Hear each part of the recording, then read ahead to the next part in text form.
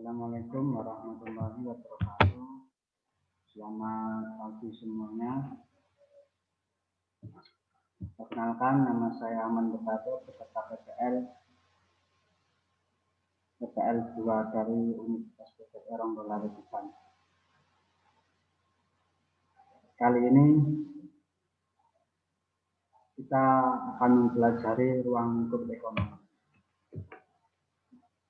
Dalam ruang lingkup ekonomi itu salah satu ilmu yang wajib dipelajari oleh manusia apabila ingin mencapai kesejahteraan. Ilmu ekonomi juga wajib dijalankan dalam dunia bisnis apabila kegiatan bisnis itu ingin mendapatkan keuntungan dan kegiatan operasinya dapat berlanjut dengan baik. Ilmu ekonomi dalam kegiatan bisnis dapat menjadikan dasar kebijakan manajemen dalam membuat kebijakan. Untuk hari ini, semoga kalian diberikan kesehatan dalam pandemi ini dan belajar kita masih dengan pembelajaran daring atau melalui online. Kali ini saya akan membagikan materi.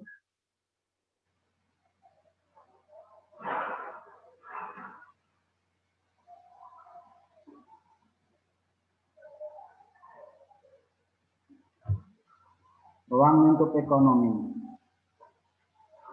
Sejarah singkat perkembangan ilmu ekonomi berawal pada tahun 1776, yaitu setelah Adam Smith, seorang ahli ekonomi dari Inggris yang dianggap sebagai bapak ekonomi, menerbitkan buku An Inquiry into the Nature and Causes of the Wealth of Nations. Secara garis besar, pengembangan ilmu ekonomi menggunakan aliran klasik. Aliran klasik dipelopori oleh Adam Smith dengan menggunakan konsep dalam mengatur pembagian sumber daya sehingga membatasi peran pemerintah karena akan mengganggu proses kegiatan ekonomi. Kemudian direpresentasikan sebagai pasar melalui mekanisme harga dengan instrumen utamanya. Pengertian ilmu ekonomi. Ilmu ekonomi berasal dari bahasa Yunani, oikonomia, dari dua kata, yaitu oikos yang artinya rumah tangga dan nomos yang artinya aturan. Ilmu ekonomi adalah ilmu yang mempelajari berbagai bentuk perilaku manusia dalam mencapai kemakmuran atau usaha-usaha manusia dapat mencapai kemakmuran. Pembagian ilmu ekonomi. Ilmu ekonomi yang pertama, ekonomi mikro. Ilmu ekonomi yang mengkaji mengenai komponen ekonomi yang sifatnya mikro, antara lain permintaan dan penawaran. Yang kedua, ekonomi makro. Ekonomi makro ilmu yang mempelajari secara makro, yaitu seperti pendapatan nasional, inflasi, deflasi, pertumbuhan ekonomi, dan sebagainya. Cabang ilmu ekonomi. Yang pertama, ilmu ekonomi moneter. Ilmu ekonomi moneter itu membahas tentang uang, perbankan, dan lembaga keuangan lainnya. Seperti contoh, inflasi, jumlah uang yang beredar, dan tingkat suku bunga. Yang kedua, ilmu ekonomi publik, ilmu yang membahas tentang kebijakan pemerintah. Seperti contoh yaitu ilmu ekonomi publik seperti APBN, APBD, uang pemerintah, pajak, dan retribusi. Yang ketiga yaitu ilmu ekonomi internasional. Ilmu ekonomi internasional itu membahas interaksi perusahaan dalam suatu industri, yaitu dinamakan ekonomi industri. Seperti contoh yaitu persaingan usaha, kinerja perusahaan atau kartel. Pembahasan ilmu ekonomi industri juga merupakan hal yang dibahas dalam lingkup ekonomi mikro tadi. Yang keempat yaitu ilmu ekonomi internasional. Ilmu ekonomi tentang kegiatan perekonomian antar bangsa atau antar negara disebut ilmu ekonomi internasional. Seperti contoh yaitu aliran investasi antar negara, transaksi perdagangan antar negara.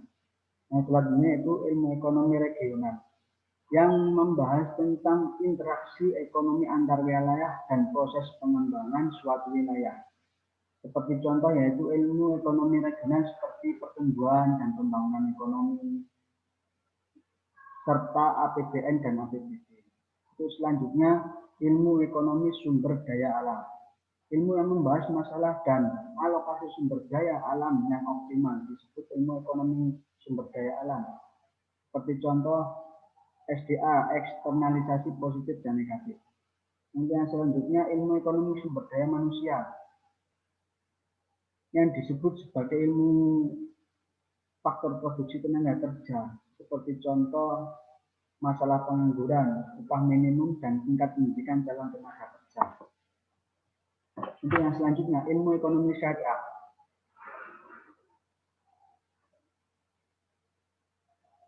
Dalam ilmu ekonomi syariah,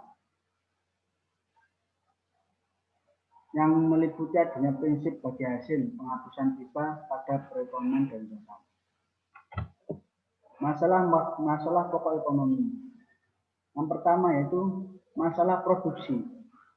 Masalah produksi dalam ekonomi klasik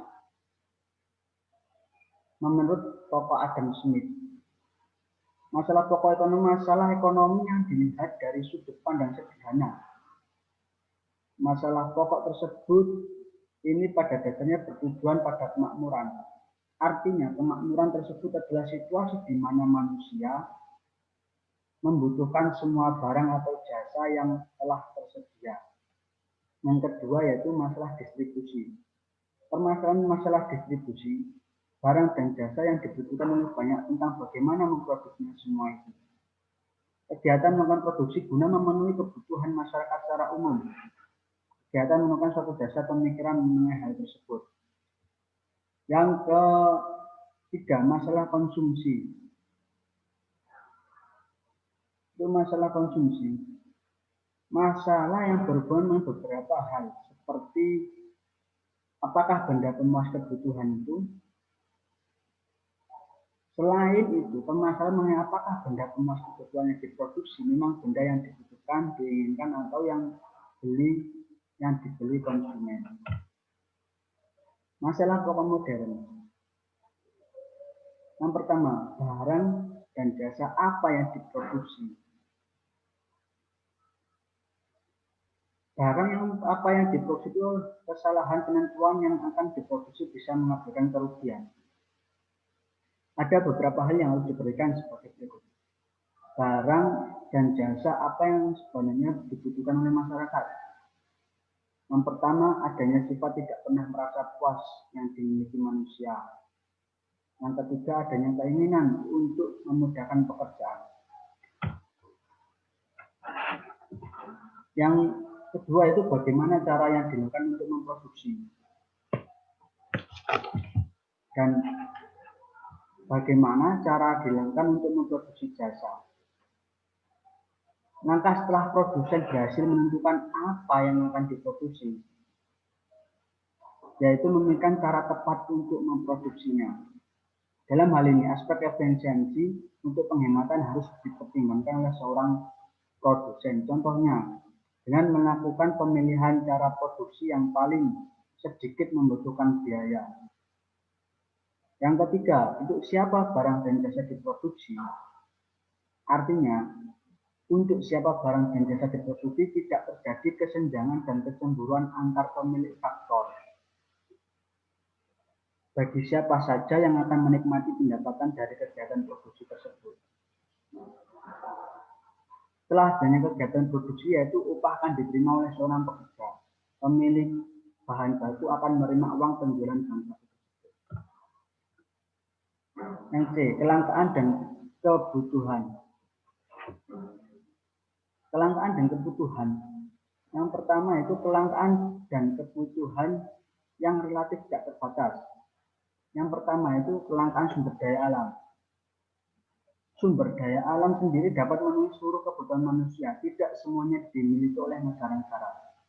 Contoh, bahan mentah yang langka di negara maju tersebut seperti minyak bumi, rempah-rempah, hasil hutan, dan hasil penangkapan air laut.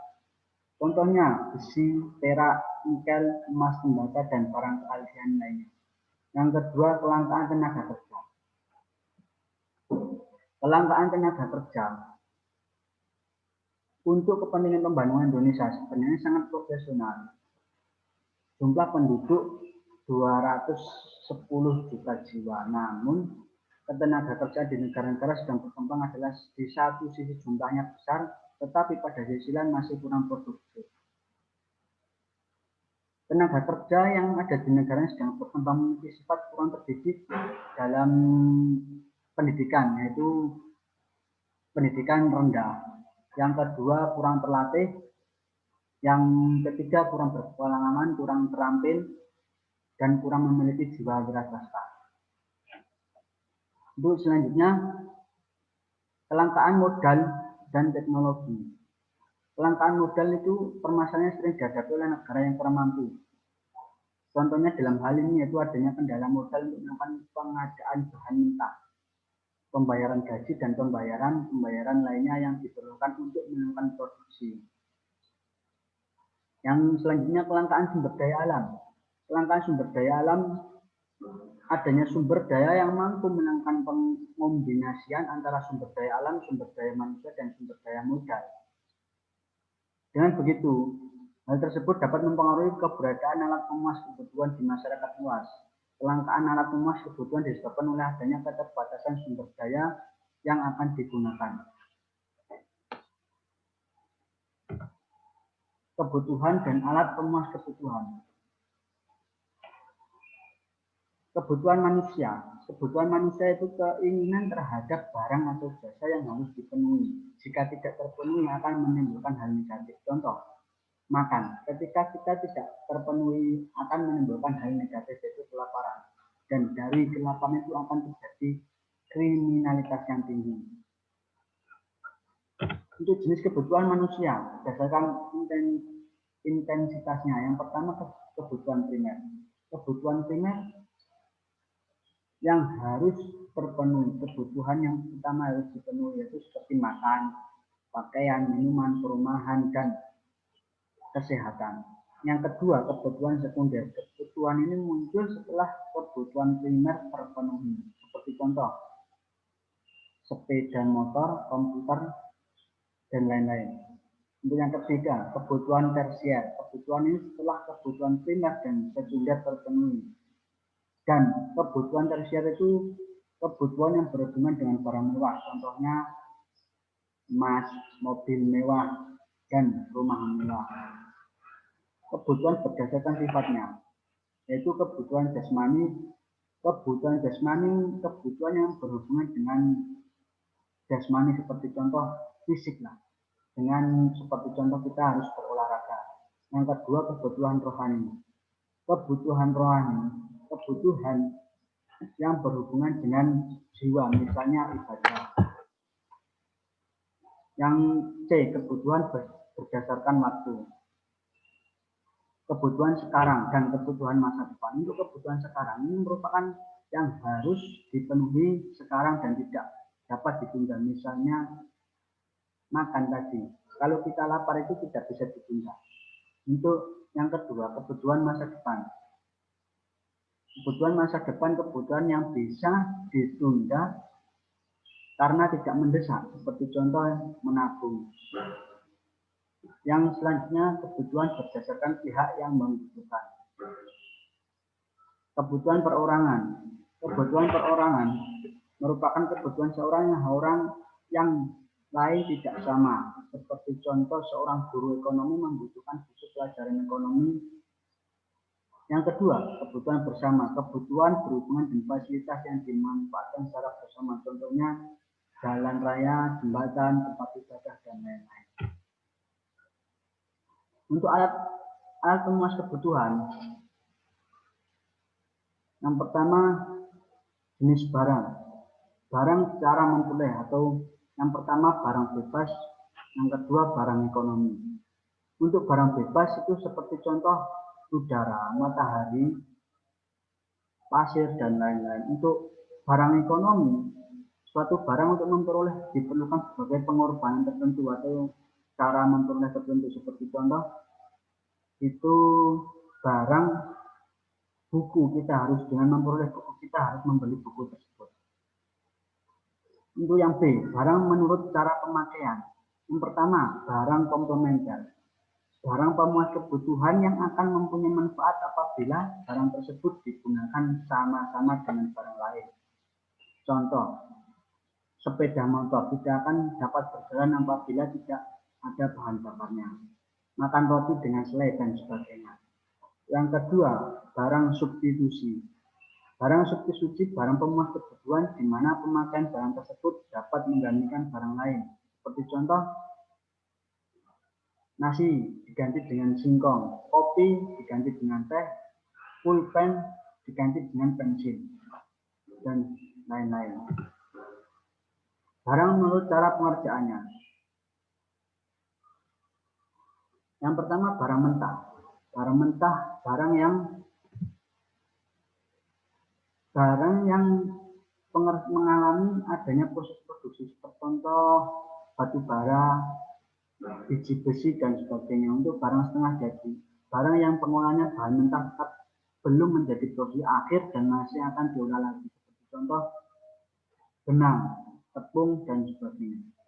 Untuk barang jadi, barang yang sudah siap pakai untuk memenuhi kebutuhan manusia sehari-hari. Seperti contoh sepatu, baju. Yang selanjutnya yaitu D, barang menurut bentuknya. Yang pertama, barang tetap. Barang tetap, suatu barang yang tetap bentuknya dan tidak bergerak atau berpindah secara fisik. Contohnya gedung, pabrik, bangunan-bangunan yang lainnya. Yang kedua itu barang bergerak. Barang yang tetap bentuknya tetapi dapat berpindah secara wujud fisik. Seperti contoh mobil, motor, becak, dan sebagainya. Untuk kali ini dapat disimpulkan dari pertemuan kali ini, istilah ilmu ekonomi yaitu berasal dari oikos dan nomos, yaitu oikos rumah tangga dan nomos oikos yang artinya rumah tangga. Ilmu ekonomi merupakan disiplin ilmu yang mempelajari mengenai berbagai bentuk perilaku manusia dalam mencapai kemakmuran. Dalam cabang-cabang ilmu ekonomi ada ilmu ekonomi moneter, ilmu ekonomi publik, ilmu ekonomi industri, ilmu ekonomi internasional, regional, dan ilmu ekonomi sumber daya alam.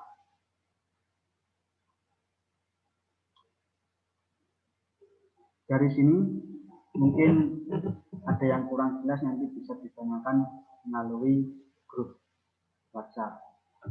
Dan kali ini saya akan memberikan tugas dalam bentuk kelompok maksimal 5. Tugasnya itu carilah barang yang sering mengalami kelangkaan dan harganya mengalami kenaikan yang tidak wajar dan temukan solusinya. Hasilnya silakan dikirim di grup WhatsApp dalam bentuk Word. Dalam mencari barang itu carilah barang satu saja dan bagaimana solusinya.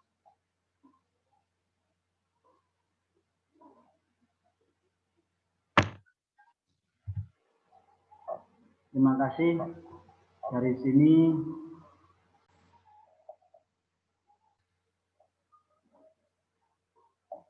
Dari sini saya menjalankan PPL 2 dan apabila ada salahnya saya mohon maaf sebesar-besarnya. Assalamualaikum warahmatullahi wabarakatuh.